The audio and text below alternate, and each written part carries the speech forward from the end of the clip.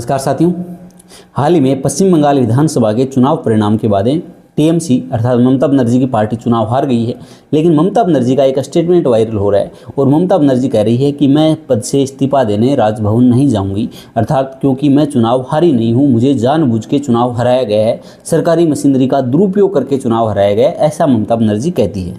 लेकिन अब अपन बात करते हैं, क्या ऐसा देश में पहले भी हो चुका है या फिर ये पहली बार हुआ है?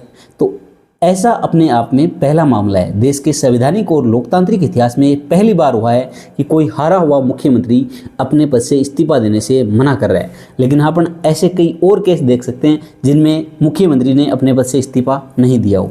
सबसे पहले हम बात करते हैं 2014 का लोकसभा चुनाव, जिसमें जेडीयू के नेता, जो जनता दल यूनाइटेड के नेता मुख्यमंत्री नीतीश कुमार, जो कि बिहार के मुख्यमंत्री थे, जो कि आप जानते हो लगभग 9 बार मुख्यमंत्री पद की शपथ ले चुके।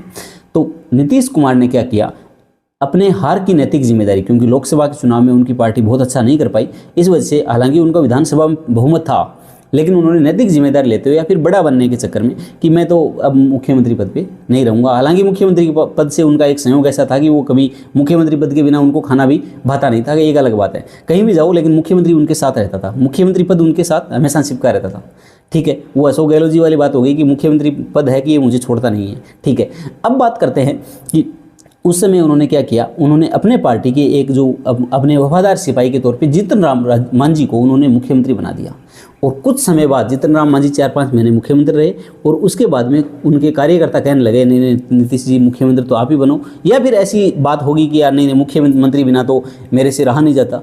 अब हुआ क्या, जीतन राम मांझी ने मुख्यमंत्री पद से इस्तीफा देने के लिए मना कर दिया, बोले मैं तो नहीं हटूँगा, आपने बनाया ही क्यों था, यार मामला गड़बड़ हो गया। तब नीतीश कुमार ने फ्लोर टेस्ट कराने की सोची कि मेरे पक्ष में जितने विधायक हैं वो आ जाओ। उस समय इसकी जेडीयू पार्टी में टूट भी पड़ी थी कि जितने पक्ष में मेरे पक्ष में जो विधायक हैं वो आ जाओ। तब उन्होंने अपने पद से इस्तीफा दिया। इसके अलावा आप देखते हो शराब घोटाले में केजरीवाल जेल जा रहे थे, उस समय केजरीवाल ने इस्तीफा देने से मना कर दिया और उन्होंने जेल से सरकार चलाई थी।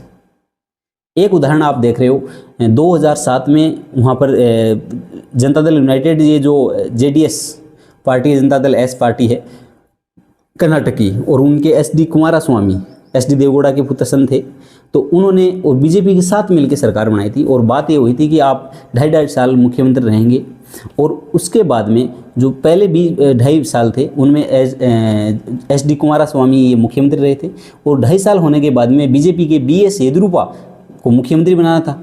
लेकिन उन्होंने अपने पद से इस्तीफा देने के लिए मना कर दिया, मैं 5 साल में ही रहूँगा।